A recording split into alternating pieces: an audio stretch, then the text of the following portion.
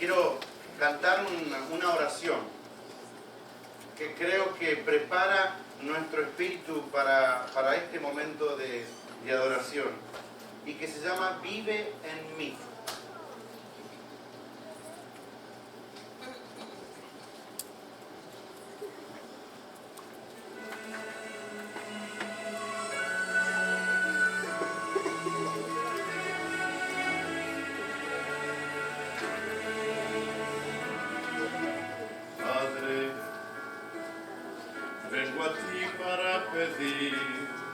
Limpia hoy mi corazón con tu gracia, Padre, haz de él un buen lugar donde puedas habitar con tu gloria. Ven a usarme cada día para tu honor, que tu paz viva en mí. Eres dueño de mi ser, de mi vida y mi placer. Padre, vive en mí.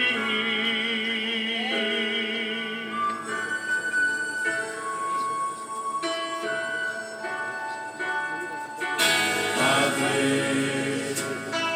llena tú mi corazón con la luz de tu amor infinito.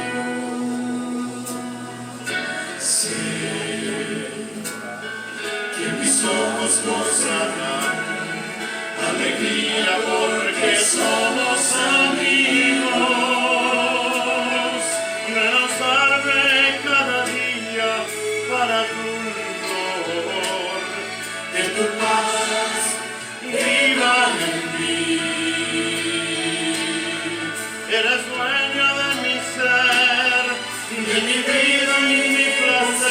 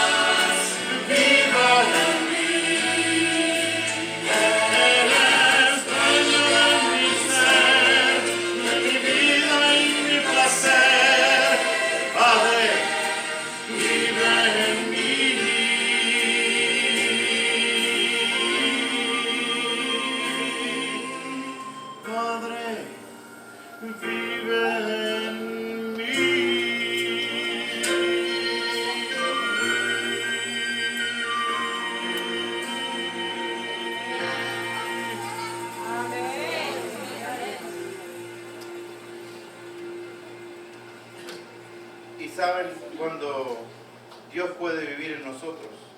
Que nosotros le dejamos que Él viva. Entonces, estos versículos que leyó la hermana, gracias. Estos versículos que leyó la hermana tienen aún más sentido. Me gustó mucho la versión de ella, como dije. La mía no está tan linda, me parece, pero dice, mas a Dios, gracias, el cual nos lleva siempre, ¿de qué manera? En triunfo. ¿No? Quiere decir que el apóstol está diciendo ahí, siempre tenemos que estar agradecidos. Porque cuando estamos agradecidos, reconocemos que el Señor triunfa en nuestra vida y triunfa a través de nuestra vida. Siempre nos lleva en triunfo en Cristo Jesús. Nosotros no triunfamos. Nosotros no ganamos contra el pecado. Es Cristo que gana en nosotros. Por eso yo me tengo que acercar a Cristo, para que Cristo entonces viva en mí, como dice el canto. Y por medio de nosotros, dice mi versión, manifiesta en todo lugar el ¿qué? El olor, dice, ¿no? O la fragancia. Me gusta más la fragancia. Cuando yo pienso de olor, pienso en algo que no está tan bueno, ¿no? ¿Qué olor? Conocimos, ¿qué olor hay aquí? Conocimos qué olor hay aquí porque está feo. ¿Y qué pasa cuando está feo?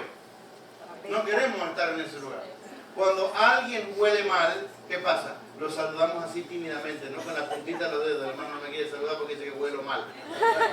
Lo saludamos así y nos separamos lo más posible. Cuando huele bien, ¿qué hacemos? Lo abrazamos y nos quedamos ahí oliendo, ¿no? Lamentablemente parece que mi perfume no es muy bueno, porque antes de bajarme del carro me puse perfume nuevamente. Yo llevo mi perfume en mi carro. Pero nadie aquí me dijo de que yo olía bien. Nadie. Me saludaron los hermanos, las hermanas, abracé, nada. Ni un comentario. Quiere decir que entonces voy a tener que cambiar mi perfume. O vamos a tener que cambiar unas cuantas narices. Creo que es más fácil cambiar el perfume, ¿no? O somos todos tímidos. También eso. Puede ser. Lamentablemente somos todos tímidos, parece, ¿no? Versículo 15. Porque para Dios somos, dice mi versión, grato olor de ¿quién? De Cristo. Wow. ¿A qué huele un cristiano que tiene a Cristo en su vida? Sí. Se mataron pensando a Cristo, claro. Amor. Amor incondicional.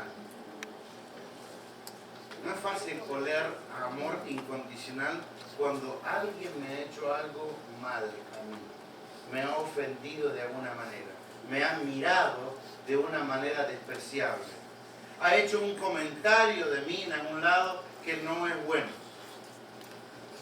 Porque entonces yo quiero ganar mi derecho, ¿no? Yo tengo derecho a responder, yo tengo derecho a no mirarlo más. Yo tengo derecho a no hablarle más a esa persona, etcétera, etcétera. Me pregunto si Jesús hubiera hecho eso con nosotros. En primer lugar, no hubiera venido a esta tierra. Si vino a esta tierra, sabía de que se iba a embarrar, o que iba a estar en el barro con nosotros. No se iba a quedar en el barro, porque una cosa es estar en el barro y otra cosa es quedarse en el barro. A veces cuando somos chiquitos nos gusta jugar en el barro y embarrarnos, ¿no? Y cuanto más embarrado parece que es más divertido. Pero después de un tiempo nos tenemos que bañar y sacarnos ese barro. Jesús vino justamente a mostrarnos el amor del Padre. Y creo que cuando hablamos de tener a Cristo y oler a Cristo es oler amor. ¿Y el olor del amor cómo se hace? ¿Cómo se siente? ¿A través de qué? De la acción. ¿De qué? De las acciones. De las acciones, ¿no es cierto? Las acciones que hablan mucho más que las palabras. El servicio es la demostración del amor de Cristo en nuestros corazones, porque si hay algo que Cristo vino a hacer aquí en esta tierra, vino a servir. Vino a ser siervo. Vino a ser nuestro siervo. Para que nosotros pudiéramos ser rescatados de la servidumbre del pecado. Yo quiero llevarlos ahora a una experiencia en la vida de Pablo, donde uno ve cuando tiene a Cristo en el corazón y cuando huele a Cristo, qué es lo que pasa. Vamos a Hechos, el capítulo 16. Hechos, el capítulo 16.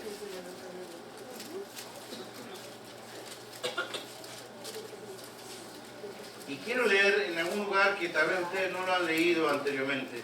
Yo no lo había leído anteriormente o no le había prestado tanta atención. Pero cuando comencé a leer para este sermón o esta predicación o esta meditación, me llamó mucho la atención. Versículo 6 del capítulo 16 de Hechos. Y atravesando Frigia y la provincia de Galacia, les fue prohibido por el Espíritu Santo hablar la palabra en Asia. ¿Para qué nos ha llamado Dios a Pablo? Para predicar el Evangelio. ¿A quién? Especialmente a los gentiles. ¿Quiénes eran los gentiles? ¿Perdón? No judíos. A ver, no judíos. Todos aquellos que no eran judíos eran considerados gentiles. Quiere decir que gentiles podrían ser romanos, podrían ser griegos, podrían ser del Asia Menor. Y aquí dice que ellos llegaron a este lugar de la provincia de Galacia. ¿Y qué pasó? Dice, el Espíritu Santo hizo ¿qué? Nos prohibió. Wow, palabra fuerte. Ellos habían ido a un lugar pensando de que allí se necesitaban y vino el Espíritu Santo y dijo, no, les prohíbo. No solamente les dijo, no quiero que vayan ahí, o les aconsejo que no vayan. Les prohibió. Miren, cuando uno está imbuido de Jesús, el Espíritu Santo toma control de nuestras vidas. Amén.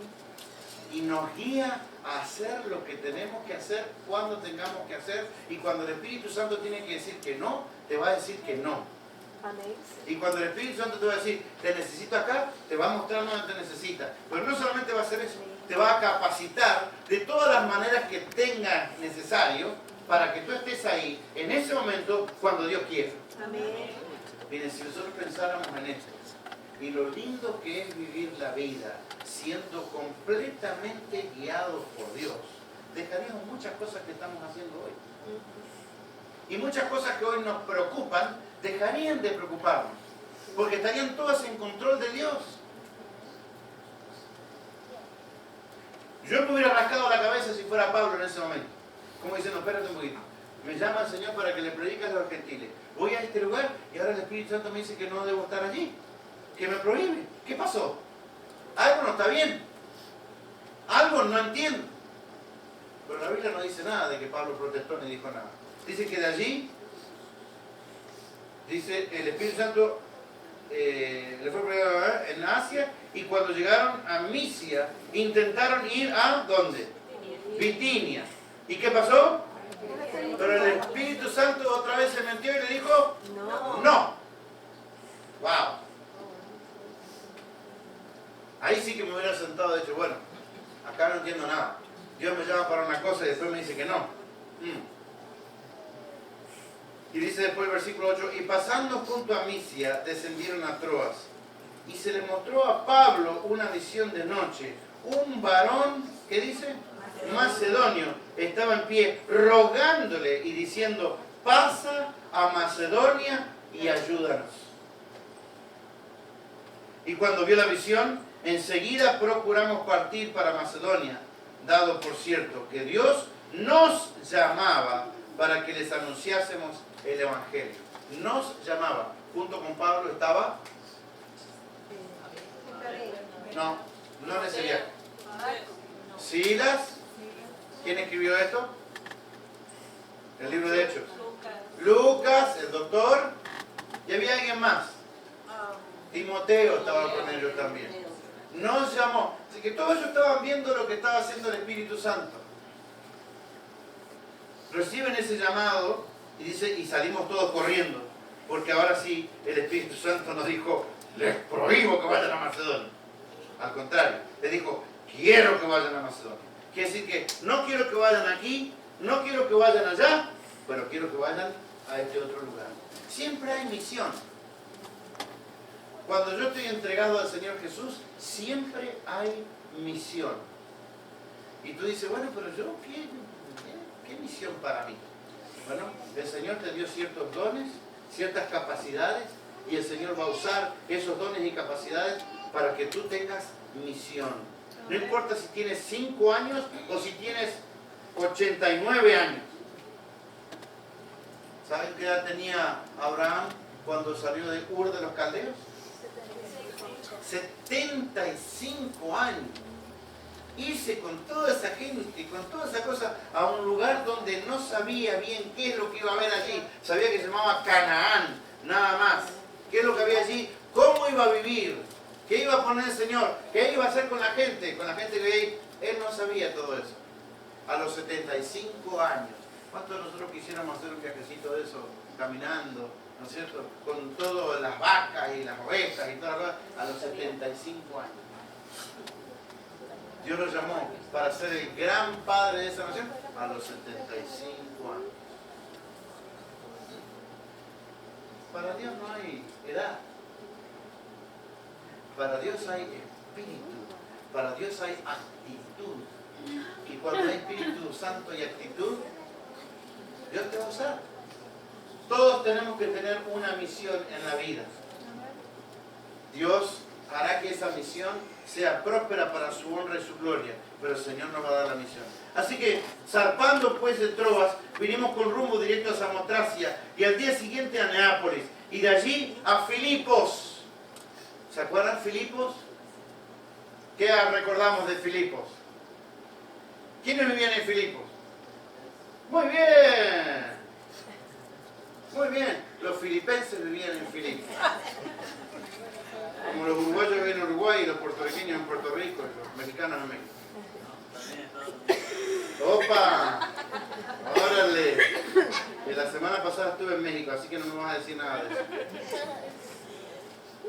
Así que en Filipos estaban los filipenses, porque de ahí viene el nombre de los filipenses. ¿Y se acuerdan qué hizo Pablo con los filipenses? Les escribió una carta.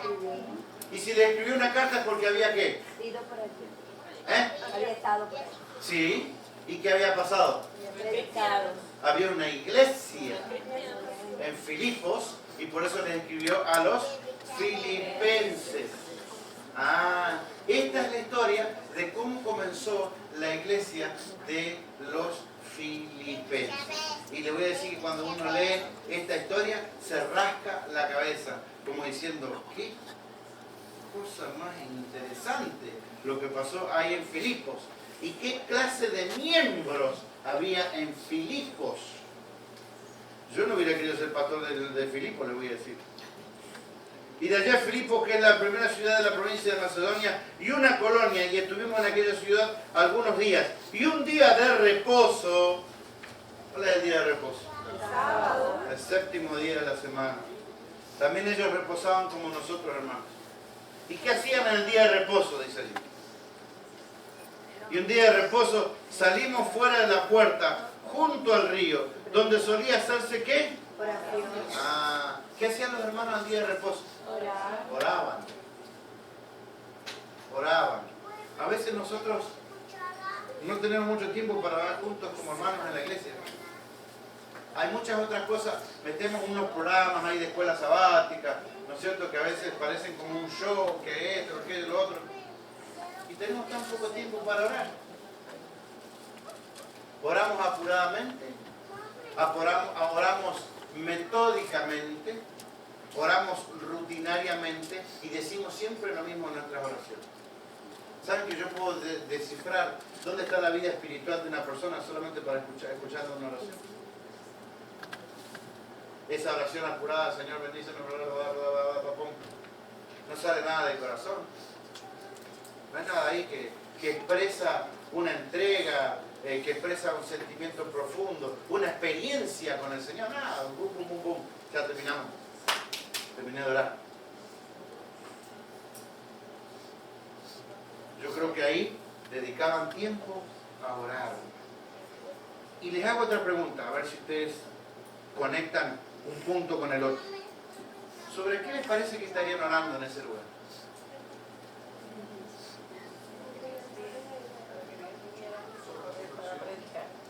Puede ser, sí, claro, indudablemente sí. ¿El Espíritu Santo? Sobre el Espíritu Santo. ¿Para qué? Para que le diera poder para predicar. Para que le dieran poder para predicar. ¿Sería por eso? ¿Qué estaban haciendo? Que el Señor les enviara a Estaban alguien. estudiando la palabra, ¿no? Que el Señor les enviara a alguien. Puede ser que estas personas estuvieran orando para que el Señor les enviara a alguien y el Espíritu Santo que estaba en el medio de esa oración, llevando esa oración al cielo, fue y le dijo a Pablo, no quiero que vayas ni, te prohíbo que vayas aquí y que vayas allá, porque hay un grupo de hermanos que está orando. Y yo te voy a mandar una visión para que tú veas y para que pases por ese lugar donde los hermanos están orando. Así que yo me supongo que estos hermanos que estaban allí estaban orando para que alguien viniera a explicarles aún mejor lo que estaban estudiando de la palabra de Dios. ¿Y quiénes estaban allí? Y un día después salimos a la puerta junto al río donde solía hacerse la oración y sentándonos hablamos a las mujeres que se habían reunido.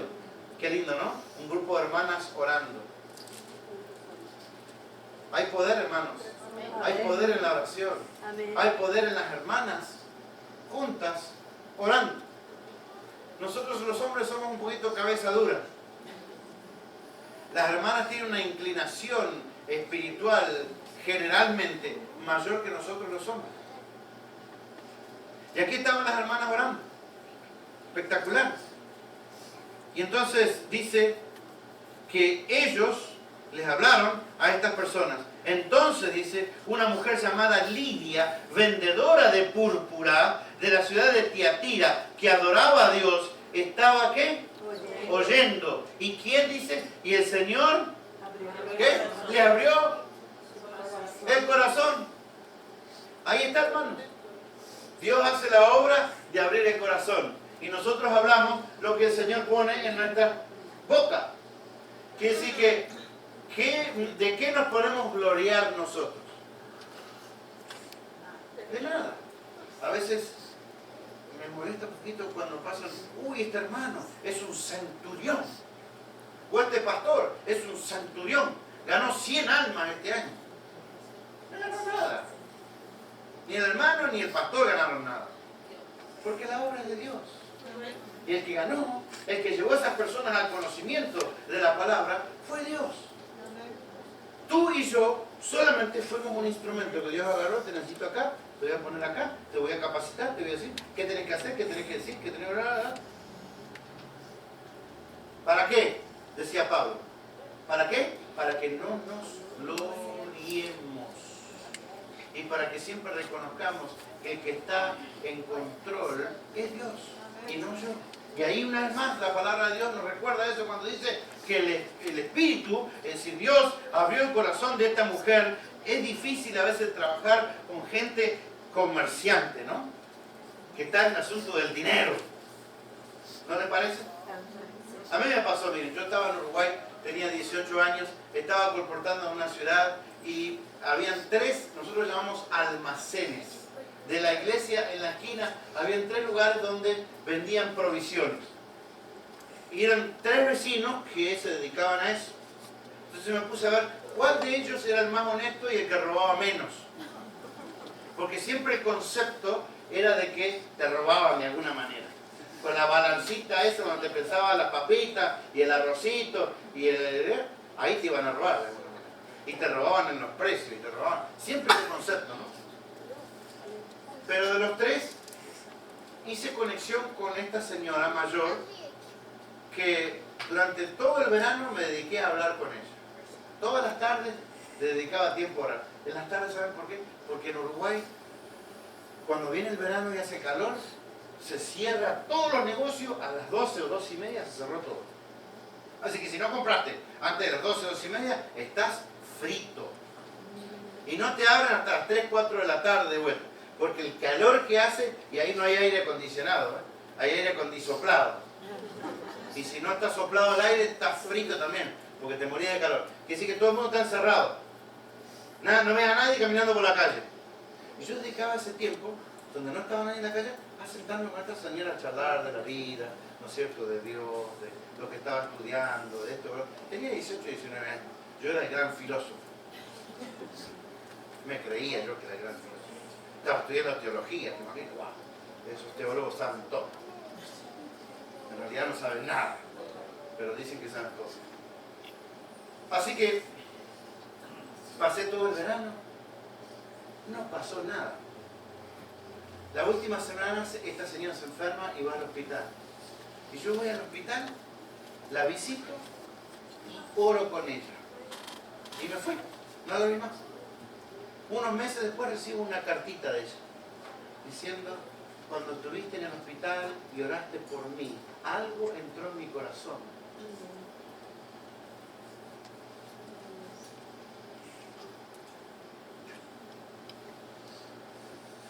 pasó. Esos 3 meses que yo me la pasé hablando como un loro parlanchín, no pasó nada, porque era yo el que estaba hablando. Pero cuando yo fui a orar, el Señor obró. Esta señora, que tenía ciertos bienes, hasta me ofreció vender 2 o 3 vaquitas para ayudarme en mis estudios. Por supuesto que yo no la acepté, porque el orgullo uruguayo ese que viene allá. Pero qué bendición fue para la iglesia esta señora, ¿no? Una iglesia pequeña, pobre, donde ella empezó a contribuir, empezó a ir a la iglesia, empezó a ir a los congresos, hasta que se bautizó. Como 2 años después me enteré que se bautizó. Y fue de una bendición para esa iglesia. Después de unos años se bautizó el esposo, que yo nunca imaginé que el esposo se iba a bautizar. Fumaba como una chimenea. Y tenía su... Era buena gente el hombre. Pero había que sacarle un montón de cosas adentro. El Señor se dedicó varios años a sacar todas esas cosas para poder entrar completamente en su corazón. Yo me acuerdo de esa historia hasta hace un tiempo atrás. Me escribió hace unos cuantos años atrás. Tal vez ya, yo creo que el esposo falleció, no sé si ya había, pero si vive de tener como 90 años. Qué cosa más maravillosa, ¿no? El Señor es el que hace la obra. Hasta en esos corazones que uno dice, no, está en la plata, está pensando en eso. No necesariamente. El Señor es poderoso. Y cuando dice, habló Pablo allí, dice versículo 15, y cuando fue bautizada y su familia, porque cuando Dios llega a tu corazón, también quiere llegar a tu familia. Nos rogó diciendo, si habéis jugado que yo sea fiel al Señor, entrad en mi casa y posad, y nos obligó a quedarnos. Yo me pongo a pensar, alguien obligándolo a Pablo a que haga algo. Eso sí que está complicadísimo. Complicadísimo. Pero ¿quién le obligó a Pablo a quedarse en esta vez? No fue Lidia, fue el Espíritu Santo. Como le obligó a decir, no vaya a tal lugar, le dijo, te vas a quedar acá. Y había una misión que hacer en ese lugar. Había que levantar la iglesia de Filipos. Pero miren qué iglesia, empezó muy bien la iglesia. Pero si leemos un poquito después, continúa lo que dice sobre la iglesia. Y parece que no fue tan bueno. Apareció que mientras íbamos a la oración, versículo 16, nos salió al encuentro una muchacha que tenía espíritu de adivinación, la cual daba gran ganancia a sus amos, adivinando. Esta, siguiendo a Pablo y a nosotros, daba voces diciendo, estos hombres son siervos del Dios Altísimo, quienes os anuncian el camino de la salvación. Y esto lo hacía por muchos días, mas desagradando a Pablo, este se volvió y dijo al Espíritu, te mando en el nombre de Jesucristo que salgas de ella. Y salió en aquella misma hora. Y yo siempre me rascaba la cabeza y decía, ¿y por qué Pablo le dijo a este demonio que salía? Si estaba diciendo lo correcto, o no estaba diciendo lo correcto. Claro. ¿Y por qué les parece a ustedes que le dijo que saliera de ella? Si estaba diciendo la verdad, o no estaba diciendo la verdad. Estaba diciendo la verdad, ¿no? ¿Ustedes sacaron alguna conclusión con respecto a esto alguna vez lo leyeron? No pienso que confirmaba que ella realmente era una divina o algo así, la gente hubiera creído más en ella. No se hubieran dado cuenta que eso venía del enemigo. Puede ser. Yo tengo una teoría diferente. Yo pienso que cuando uno sabe que una persona es un adivino, ¿qué piensa cuando es adivino? Que es que mentiroso. Generalmente los adivinos, toda esa gente, son mentirosos. Ahora, si una mentirosa me está diciendo algo, ¿qué voy a creer yo que la persona me está diciendo? Una mentira. Así que si él estaba diciendo que estos hombres eran hombres traídos por Dios y que los iban a ayudar a cambiar su vida, ¿qué estaba diciendo supuestamente? Que no lo es. Ella estaba diciendo una verdad, pero la gente que escuchaba, una mentira. Qué astuto es Satanás, ¿no? Qué astuto es Satanás. Le estaba destruyendo el trabajo a aquellos que venían a hacer esa obra. Así que por eso Pablo le dijo que saliera el demonio de ella. ¿Y qué habrá pasado cuando el demonio salió con ellas? Quedó como una persona normal. Y por eso dice que los que conseguían el dinero, perdieron el dinero. Y ahí se armó una batahola, ¿no? Cuando generalmente hacemos evangelismo, ¿Qué hacemos para llamar a la gente a que vengan a escuchar la palabra de Dios?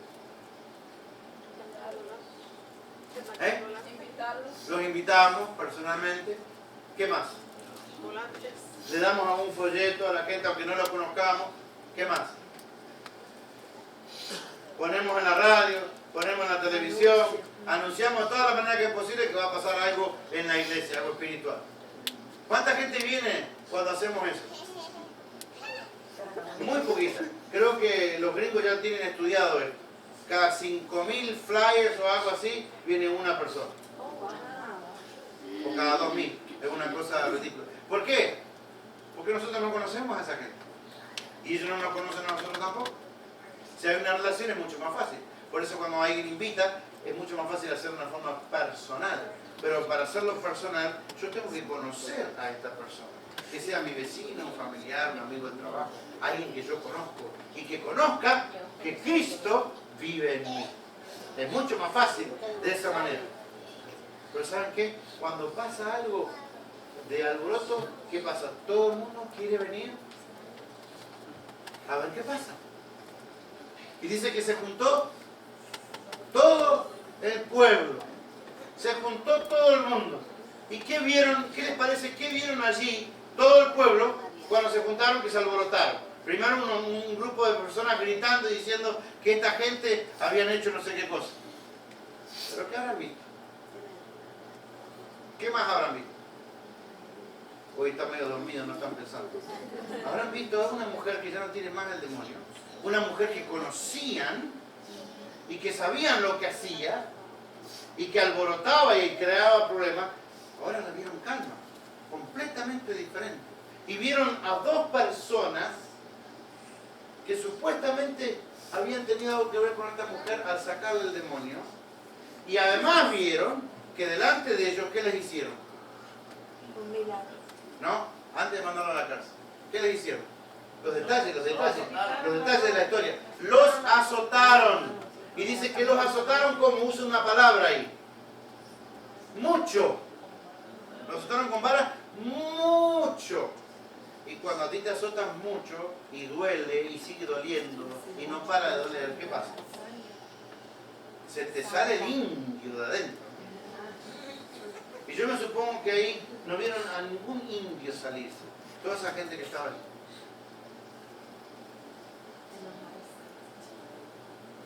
Hasta en el dolor. Y la injusticia. Porque miren, ¿qué duele más? ¿El dolor o la injusticia? Justicia. La injusticia duele más que el dolor. A veces te prefieren que te peguen o que te hagan algo, pero que no te traten con injusticia. La injusticia duele. Hasta adentro duele. Hasta allá adentro.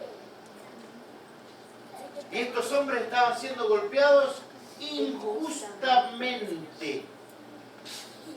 Y de sus bocas no salió ningún reproche. Seguían oliendo a Cristo. Seguían oliendo a Cristo. Y tal vez en ese momento, mientras estaban siendo golpeados, estaban orando por las personas que les golpeaban. Para que sus vidas fueran un testimonio verdadero. Y les voy a decir, no hay un testimonio más grande que ese. Porque cuando todo va bien, el testimonio es lindo. Cuando todo te va mal, entonces, si tú te mantienes sereno y en el Señor, ese testimonio es poderosísimo.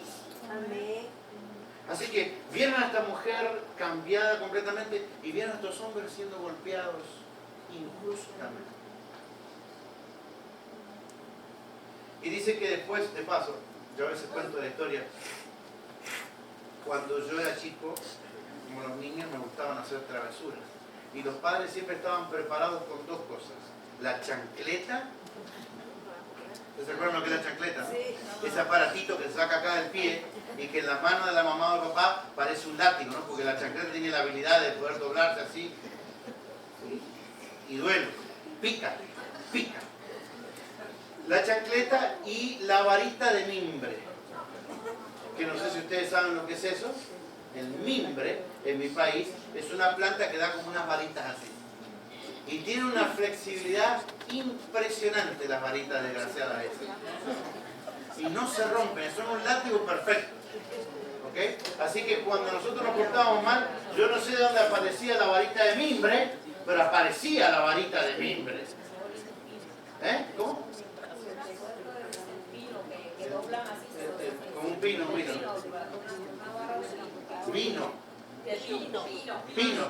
Bueno, esto no es pino, pero el pino también es flexible, es parecido. El asunto es que esta varita, hermano, cuando le pega acá en los tobillitos, uy, cómo duele esa cosita.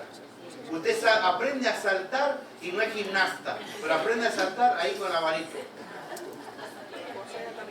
Un día me fui al monte que estaba enfrente de mi casa. Yo era chico, tenía 7, 8 años, capaz que menos. Y me fui allá adentro y cuando me metí por allá encontré el famoso arbolito de las varitas de mimbre. Ustedes no saben qué indignación tenía yo con ese arbolito de mimbre. Lo quería prender fuego al arbolito de la varita de mimbre. Así que acerca las varitas. Pero estos hombres fueron golpeados, dice, duramente. La sangre corría por sus espaldas. Y la injusticia aún más. Y dice que de allí los llevaron, ¿se acuerdan a dónde? A la cárcel. Pero no fue una cárcel como la que tenemos hoy, ¿no? Hoy tenemos unas cárceles interesantes. Porque si ustedes piensan en la cárcel hoy, tienen televisión, tienen musiquita, le dan comidita más o menos bien, tienen un bañito donde se pueden bañar, tienen una camita aceptable, aire acondicionado, no es aire acondicionado, Está mal no está. De paso, he escuchado historias de gentes que hacen alguna cosa en contra de la ley, especialmente gente homeless, para tener algo que comer y donde dormir por unos días. Entonces los meten en la cárcel, los bañan, le dan de comer, se quedan allí y se recuperan para cuando después salgan para unos días. Qué triste eso, ¿no? Pero estos hombres fueron metidos allí y les voy a decir, las cárceles en aquel tiempo eran una asquerosidad. Estuve en la cárcel mamertina, donde Pablo fue puesto allí en Roma, antes de morir. Y le voy a decir, es un lugar oscuro, es como una piedra con un hueco donde te bajaban las cosas. Adentro de la cárcel es húmedo, oscuro, asqueroso, donde no te creas que tienes un baño con una duchita. No, nada de esas cosas. Cuando te metían en la cárcel era para que sufrieras. Para que sufrieras. Y estos hombres dicen que fueron puestos, si ustedes leen, a mí me gusta leer los detalles de la historia. Dice que fueron puestos ¿dónde? En el calabozo de más adentro, el más oscuro, el que estaba más allá, el peor de todos. El peor de todos. Bueno, más oscuro, más abajo. Y de allá dice que salían ¿qué? Oraciones y ¿qué? Y cantos. En el medio del dolor, de la injusticia, del dolor físico y de la posibilidad de la muerte, salían oraciones y cantos. Me pregunto por qué estarían orando Pablo y Silas, que todo el mundo dice que en la cárcel estaban en silencio. ¿Por qué estarían orando? Yo creo que estarían orando por Lidia y su familia que habían sido acusados. Estaban orando por aquella mujer que habían sacado al demonio. Habían estado orando por esa ciudad que había visto la injusticia. Había estado orando también por aquellos que lo habían metido en la cárcel. Dice la hermana Juan que los magistrados, aquellos que los metieron en la cárcel, cuando volvieron a la ciudad, después que los metieron en la cárcel, se encontraron que todo el mundo se estaba preguntando qué había pasado con esos dos hombres. Porque esta mujer ya no era la misma y había habido un cambio impresionante. Y todo el mundo sabía que algo había pasado, que estos hombres habían hecho algo bien y no sabían dónde estaban. Así que ellos dijeron, vamos a ir a la madrugada, tempranito en la mañana, los vamos a sacar de la cárcel y los vamos a llevar para afuera para que no nos liquiden a nosotros por haber hecho esta injusticia con él. Pero Dios tenía un plan diferente. Los presos escucharon, de paso, qué iglesia, ¿no? Lidia, una comerciante con su familia, una ex, ¿qué? Una ex adivinadora o ex endemoniada, pero para nosotros siempre cuando juzgamos a alguien, un preso o un presidiario, no le decimos ex convicto, o le decimos ex convicto, le quedó esa palabra de convicto. Nunca decimos que dejó de ser esa persona y es una persona diferente. Para Dios no. Para Dios no somos ex nada. Cuando hemos aceptado al Señor, dejamos de ser ex Somos lo que el Señor quiere que seamos ahora y para siempre. Y saben, ahí estaban estos magistrados y entonces estaban ese pueblo, ¿no? El pueblo que habían mirado, la mujer, los mismos magistrados dicen que cuando volvían se indignaron, la hermana Juárez usa esta palabra, se indignaron de ellos mismos por lo que habían hecho. Hicieron ese plan, pero Dios tenía otro plan. Dice que vino un terremoto, a la noche, a la medianoche vino un terremoto, ¿y qué pasó? Los detalles. Los detalles. Se abrieron las cepas y las puertas de la cárcel se abrieron. Quiere decir que todo el mundo se podía haber ido, ¿sí o no? Sí. Por eso el carcelero cuando vio eso se despertó. ¿Qué pasó? Se había acostado capaz el carcelero dormido ¿con qué? Con oraciones y canciones. Y de repente se despierta después de un terremoto y ve que está todo abierto y que aparentemente no había más nadie. Y dijo, bueno, acá estoy frito. Acá estoy frito. ¿Y qué hubiera hecho Pablo si hubiéramos sido nosotros? Si hubiéramos sido nosotros. Estaba allá en el pozo, hubiera dicho, no, bueno, se hubiera ido, como una. Dos, si hubiera visto al carcelero por quitarse la vida, ¿qué hubiera hecho? Si fuéramos nosotros. Este se lo merece, un desgraciado. Cuando yo entré acá adentro, no me limpió las heridas, no me hizo nada, no me dio de comer, me metió ahí abajo, me metió los cepos y no le importó 3 pepinos lo que me iba a pasar a mí. Así que se la merece. Dios hizo justicia. ¿No decimos eso? Sí. Y no me ensucio las manos, no es mi problema. Ahí está, no es mi problema, es su problema. La otra cosa que Pablo podía haber dicho es, cuidado, no lo hagas yo. No me escuchó. No me escuchó. Yo intenté, hice todo lo que pude, pero no me escuchó. ¿Pero qué dice la Biblia? En alta voz, lo llamó diciendo, no te quites la vida, porque estamos, ¿qué? Todos estamos aquí. Mire, hermano, esta me pone la piel de gallina y lo he predicado un montón de veces. Cuando Dios está obrando, llega a cualquier corazón a través del testimonio de amor y de compasión. La forma que Cristo puede ganar nuestro corazón no es por la ley y los profetas, como a veces queremos pegar a la gente, sino por amor y compasión. Si eso no te llega al corazón, no te llega nada te va a cambiar.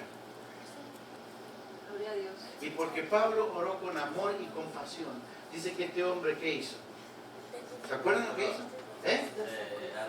Se precipitó. A mí me gustan todas las palabras que usa ahí la Biblia. Se precipitó, es decir, este tipo se vino corriendo hasta donde estaban ellos. Se precipitó y dice que se arrodilló. ¡Wow! ¡Qué actitud! Porque me supongo que la actitud del carcelero al principio sería una actitud arrogante, ¿no? Ay, estos desgraciados que vienen acá, los voy a meter allá, que sufren. Yo estoy en control de su vida ahora. Van a vivir si yo quiero. Y ahora de repente la torta, como decimos en mi país, cambió, ¿no? Se la pusieron para abajo, cambió completamente. Ahora Pablo podría haber dicho, vas a vivir si yo quiero. Y Pablo quiso que viviera, para honra y gloria de Dios. Y dice que este hombre se arrodilló y que dijo, fíjense que cuando tú lo tratas bien, aunque te traten mal, cuando tú lo tratas bien con el amor de Cristo, con esa fragancia de Cristo, ¿qué pasa en el corazón? No importa que sea un tipo como ese, rudo, duro, difícil, que no conocía de Dios, pero que conoció de Dios al ver estos hombres que fueron golpeados, fueron maltratados, Él los maltrató, y todavía oraban por él y su familia, y cantaban alabanzas a Dios, y cuando llegó el momento, los salvaron la vida. Se acercó, se arrodilló, y ¿qué dijo? ¿Qué debo hacer para ser salvo? ¿Cómo había entendido el Evangelio este hombre? Dígame, ¿qué predicación le habían hecho Pablo y Silas a este carcelero en la cárcel? Ninguna. Porque nosotros pensamos que la predicación es hacer lo que yo estoy haciendo, hablar como un parlanchín. Eso no es la predicación. Predicación es dejar que mi vida hable a través de mis acciones por mí mismo. Eso es predicar el Evangelio. Tu carácter, que es el carácter de Cristo, se expresa a los demás. Por eso el perfume, la fragancia, tú no lo puedes cerrar. Cuando lo abres, no lo puedes cerrar más. Se va, sale, otros lo pueden sentir. No tienes que hacer nada para que sientan, tienes que vivir la vida cristiana. Hermanos, nuestro problema es que nosotros no vivimos la vida cristiana, porque Cristo no se ha entronizado en nosotros. Está por ahí en algún lado, cerca nuestro, o en algún lado de nuestra vida, pero no se ha entronizado en nuestra vida. En la vida de Pablo estaba entronizado Cristo. Por eso él llegó a decir, no vivo ya más yo, más vive Cristo en mí. Yo me pregunto si todos nosotros podemos decir eso. Porque lo podemos decir, lo podemos memorizar, lo decimos muy lindo. Pero yo quiero ver cómo vive Cristo. Y en Pablo, y en Silas, y en Lucas, y en Timoteo vivía Cristo. Y ese hombre dice que se arrodilló allí. ¿Qué debo hacer para ser salvo? Porque lo que yo vi de ustedes, las oraciones que escuché y los cánticos, yo quiero tener eso. Yo quiero tener eso. No me importa nada lo demás. Nada me importa. Yo quiero tener eso. ¿Y qué le dijeron Pablo y Silas? Cree en el Señor Jesús. ¿Y qué? Tú y tu casa. Porque cuando el Señor quiere bendecirte, no es solamente a ti que te quiere bendecirte a tu casa, es decir, a tus hijos, a tu familia, a tus vecinos, a todo aquel que esté alrededor tuyo, donde tú estás dando ese aroma. Tú y tu casa. Había pasado con Lidia, ¿no? Tú y tu casa. ¿Y qué pasó? ¿Recuerdan? Este hombre hizo algo que no podía hacer. Sacar a los carceleros de la cárcel. No podía hacer. Pero se arriesgó. ¿Y los llevó a dónde? A un lugar para limpiarlos y lavarlos. No, los llevó a su casa. ¿Y qué fue lo que hizo? Primera cosa que hizo. Le lavó las heridas. Lo que tenía que haber hecho cuando ellos llegaron a la cárcel. Lo que tenía que haber hecho es lavar las heridas. Y tratarlos dignamente. Presos, pero dignamente tratados. Como seres humanos. Finalmente, cuando el Señor llegó a ese corazón, Él entendió cómo se debía tratar a los demás. Como a Él lo habían tratado. ¿Por qué no tenemos más gente en la iglesia? ¿Por qué todavía estamos en un templo de este tamaño? No podemos estar allí o en un lugar más grande. ¿Por qué? ¿Es porque el Señor no puede? Tal vez el Señor no pueda. ¿Saben qué es lo que no puede el Señor? Utilizar un corazón que no quiere ser usado. Tal vez no pueda. El problema no es del Señor en este caso, el problema es nuestro, que nosotros no nos dejamos usar por el Señor. Pero si quisiéramos. ¿Qué tenía Pablo en sus manos, hermano?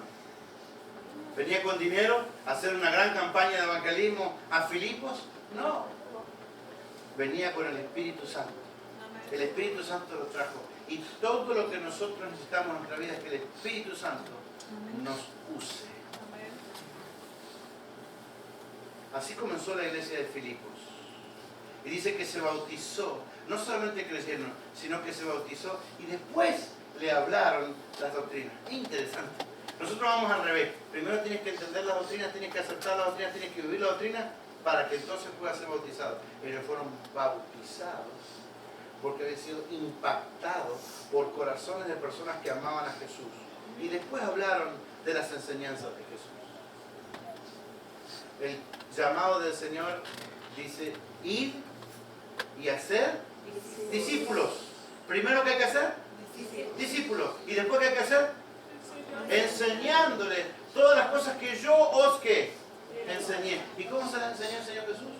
Lo sentó ahí, ¿no es cierto?, en la sinagoga, abrió la Biblia, abran toda la Biblia, el librito de no sé qué, y vamos entonces a repasar esto acá. No. Los llamó a sus discípulos, ¿para qué? Dice Marcos. Para que estuviesen con Él. Lo único que Jesús quería que pasara en la vida de ellos es que estuvieran con Él. Porque al estar con Él, ellos verían por sus propias vidas lo que es el Evangelio. Y después podían hacer todas las preguntas que quisieran. Pero primero verían en Jesús el Evangelio. ¿Qué es lo que la gente necesita ver en nosotros, hermano? Ver a Jesús. Punto. Y no van a poder ver a Jesús a menos que yo me entregue a Jesús. A menos que yo hable con Jesús todos los días. A menos que yo busque de Jesús. A menos que yo diga a Jesús, muéstrame en tu palabra qué tengo que leer. ¿Qué tengo que ver?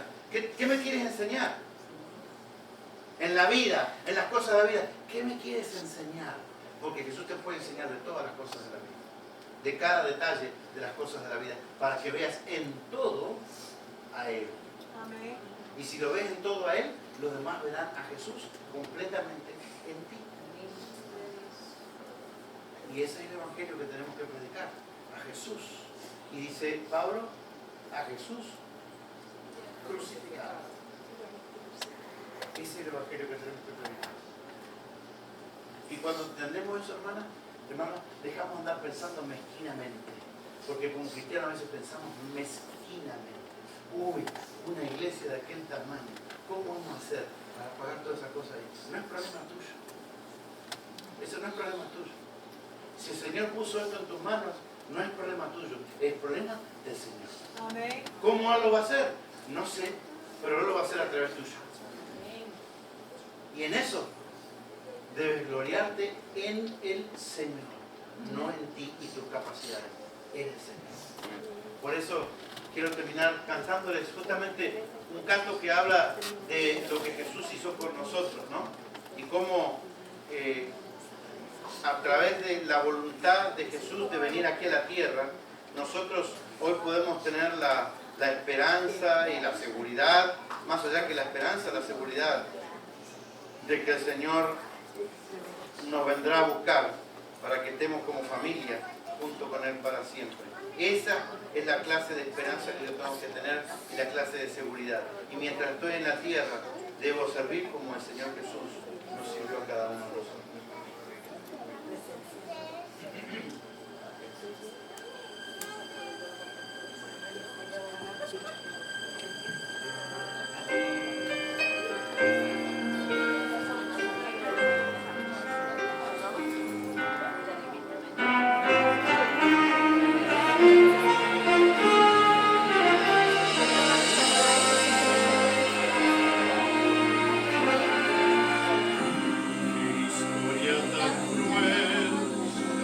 Dolor y asombro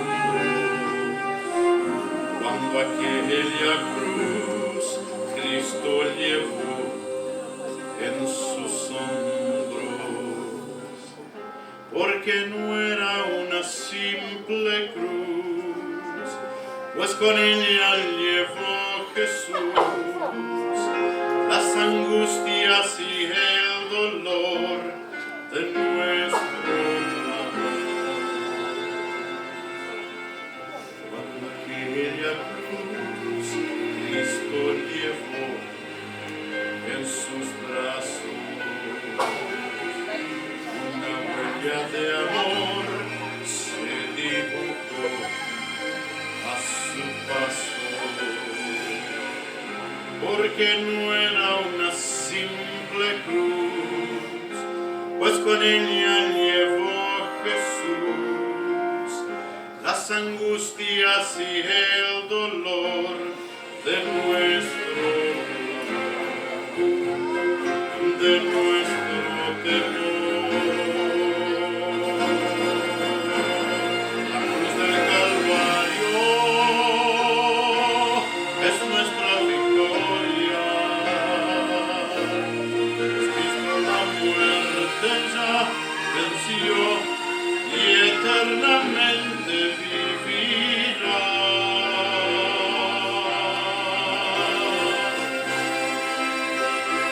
Todos juntos vamos a la gloria.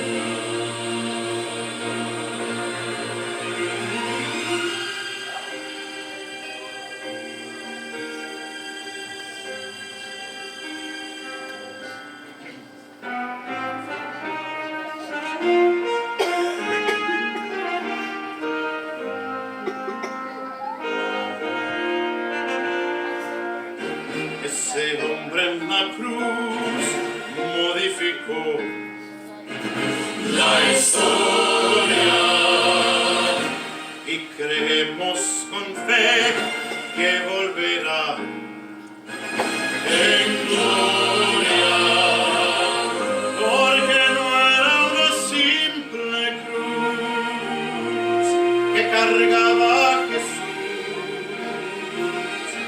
Él llevó nuestro gran dolor y nuestro temor, sufrió por amor. La cruz del Calvario es nuestra victoria, pues Cristo la muerte ya venció y eternamente vivirá. Todos juntos vamos al hogar. Todos juntos vamos al hogar.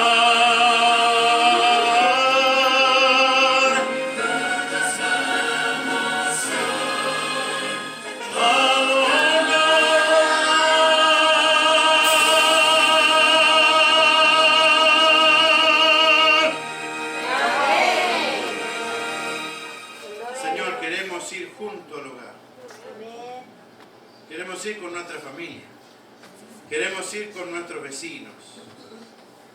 Queremos ir con nuestros compañeros de trabajo. Queremos ir con aquellos que nos envidian. Con aquellos que sienten algo en contra nuestro.